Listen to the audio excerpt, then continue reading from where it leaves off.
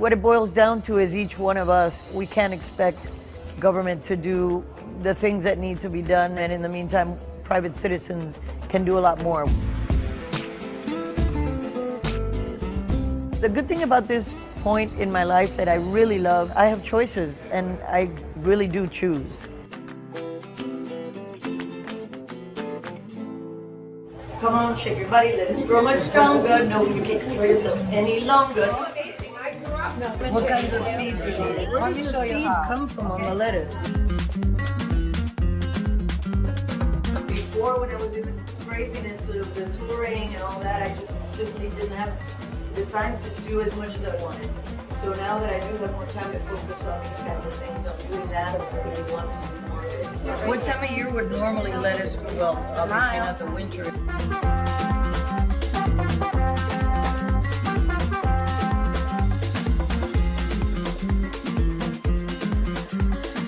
We're bringing this to Miami with Teams for Food Justice. We want to expand it into the Miami school system. It's a really important project. There are so many opportunities for learning from math, science, for example, the engineering of how you build these hydroponic growth centers. It feeds the school, pesticide-free food. They have so many opportunities to learn about what they might want to do in the future, new careers. My mom was a teacher.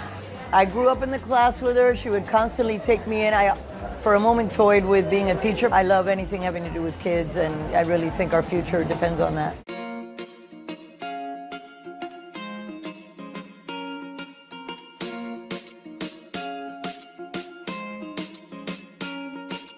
I was very good as a little girl.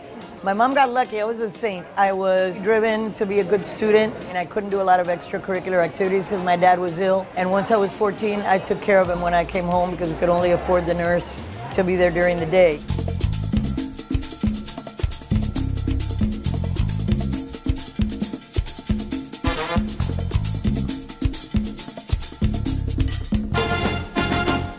One of the albums that I'm most proud of is Mi Tierra, because it does represent culturally who we were and a very specific time in Cuban music. A lot of people have learned Spanish because of that album. It's a big honor to be considered in any way representative of our culture, even though we're, Cuban Americans, because we grew up here. I was 2 when I came, and for us and for our kids and grandkids, it's important to salvage as much of the culture that we left behind in Cuba.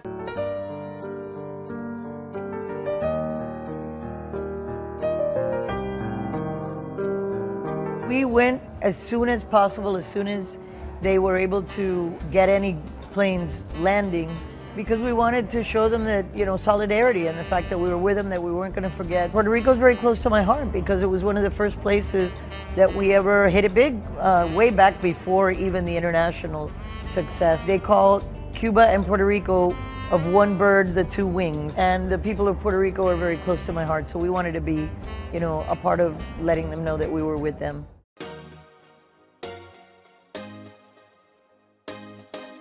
I'm going to be focusing on creating film, television made by women, written by women, directed by women, very much because it's really hard for women to get their projects greenlit in Hollywood. So we have a big fund, and we are going to focus, and myself very much in the trenches there, getting things made that are woman-centric projects one way or another. We can lift each other up, we can support each other, we can help each other. We're seeing how the Me Too movement actually proved that and showed it. And, strength is in numbers. It's hard sometimes. You have to pick your project because you can't be everywhere at once and you can't be effective in a million different ways. But if we each pick what we're passionate about and we help each other, there's nothing that can't be achieved.